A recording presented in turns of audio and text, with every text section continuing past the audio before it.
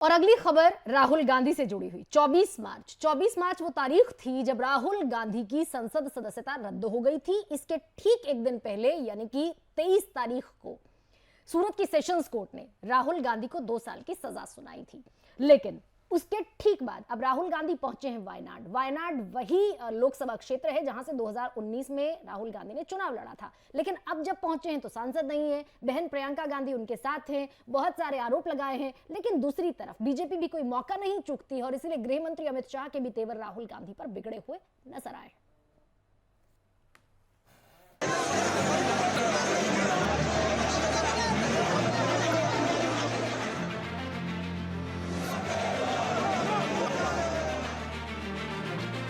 लोकसभा से अयोग्य घोषित होने के बाद पहली बार राहुल गांधी के साथ वायनाड पहुंची प्रियंका वाड्रा ने कहा कि सवाल पूछने, जवाबदेही मांगने को पूरी सरकार, यहां तक कि प्रधानमंत्री मोदी भी अनुचित मानते हैं।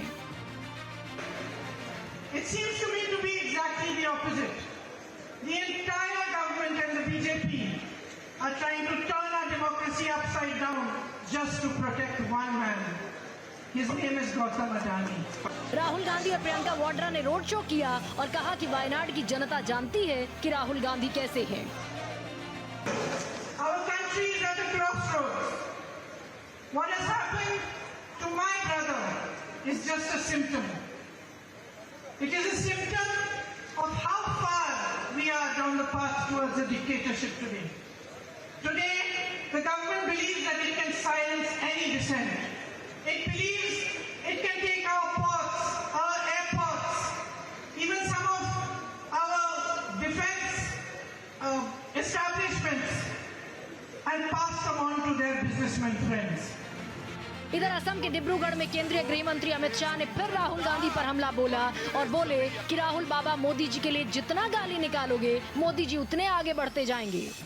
एक कांग्रेस वाले कहते हैं मोदी तेरी कब्र खुदेगी। भाई, आपके कहने से कुछ नहीं होता। 130 करोड़ की देश की जनता और मेरे सभी आसामवासी दिन रात मोदी जी की लंबी उम्र के लिए प्रार्थना करें। और जितना भी आप मोदी जी को गाली निकालोगे, मैं आपको कहने आया हूं, आपकी माताजी ने भी ये कर कर देख लिया। राहुल बाबा, जितना भी गाली निकालोगे कमल उतना ही ज्यादा जोर से खिलकर बाहर आए। एक तरफ राहुल गांधी की सदस्यता जाने से कांग्रेस बैकफुट पर है तो दूसरी तरफ बीजेपी राहुल पर हमला बोलने में कोई कसर नहीं छोड़ना चाहती। Bureau report, Bharat express. और कोमल शर्मा मेरे साथ मेरी सहयोगी हैं जो इन तमाम आरोपों का, प्रत्यारोपों का, राहुल गांधी के वायनाड पहुंचने का, संदेश देने का सही सत्य हम तक पहुंचाएंगी। कोमल, सबसे पहले मुझे बताएं, आज वायनाड जाकर, क्योंकि सत्यमेव जयते का एक तरीके से परचम उठाया राहुल गांधी ने, और अगर देखें आपकी केरल में जहां जहां से उनकी रैलियां गुजरी वहां वहां जो सावरकर को लेकर उन्होंने बयान दिया था, सावरकर नहीं हूं, गांधी हूं, माफी नहीं मांगूंगा, ये पूरा एक तरीके से रैली का जो रूट था इस तरह के बैनर से पाटा गया।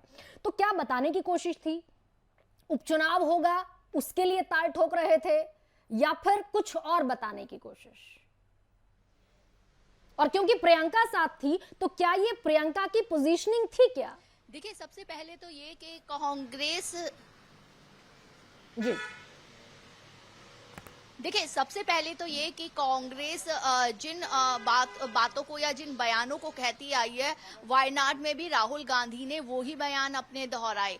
वही अडानी को लेकर के कहा उन्होंने कि लोकतंत्र की हत्या, अपने दोस्त को बचाने के लिए लोकतंत्र की हत्या जो है वो कर रही है सरकार। और साथ ही में देखिए, उन्होंने जो है अपनी पार्टी का झंडा ना लेकर के और जो है तिरंगे को लेकर के चले साथ में, और जो जिस सावरकर पे बयान जो उन्होंने दिया था उस पर खुद उनके साथी जो हैं उद्धव जो है उनकी तरफ से ये आया था कि उसको उद्धव जो है उन्होंने उससे अलग थे, उन्होंने उस बयान को गलत बताया था। लेकिन राहुल गांधी जो है और कांग्रेस अभी तक उस बयान पर अड़ी रही और उसके पोस्टर भी वहां पर लगाए। तो कुल मिलाकर के देखिए, एक तो ये कहा जाए कि विपक्ष, हालांकि कहा जा रहा है कि विपक्ष साथ मिलकर चल रहा है, लेकिन विपक्ष से अलग, बिल्कुल अलग थलग कांग्रेस अपनी ही अलग राह पर चलती हुई दिखाई दे रही है और अपनी उन्हीं बातों को बार बार दोहरा रही है। हालांकि शरद पवार जो है उन्होंने भी कहा कि अडानी का मुद्दा जो है वो बेकार मुद्दा उठाया जा रहा है। वहीं प्रियंका जो है, प्रियंका ने भी इस मौके पर काफी जो लोग हैं उनको या समर्थक उनको भावुक करने की कोशिश की। उन्होंने जिस तरीके से कहा कि भाई के घर से जब मैं सामान उठा रही थी तो भाई की हेल्प के लिए कोई नहीं था, जबकि मैं और बच्चों ने जब घर छोड़ा तो मेरी हेल्प के लिए थे जो है बच्चे और मेरे पति मेरी हेल्प के लिए थे। तो हर तरीके का जो पैतरा है वो कांग्रेस ने वहां वायनाड में जाकर के फेंकने की कोशिश की कि मेरी सांसदी जरूर गई है लेकिन मैं सच के लिए लड़ता रहूंगा। वो सिर्फ एक पद था और लगातार इस तरीके से, जिस तरीके से राहुल गांधी लगातार वहां वायनाड जाकर के भी सहानुभूति बटोरने के साथ साथ और लगातार सरकार पर वार करते रहे, वो उनका चाहे दिल्ली है चाहे वायनाड है वहां पर भी जारी रहा। वायनाड इसलिए क्योंकि वहां से सांसदी अभी अभी गई है तो वहां से सहानुभूति जरा ज्यादा मिल सकती है। उनका अपना ही बिल्कुल। अभी कोमल बहुत सारे प्रश्न हैं दरअसल राहुल गांधी के भविष्य को लेकर और उन सवालों का जवाब अभी दे पाना वाकई मुश्किल है। सत्य क्या है,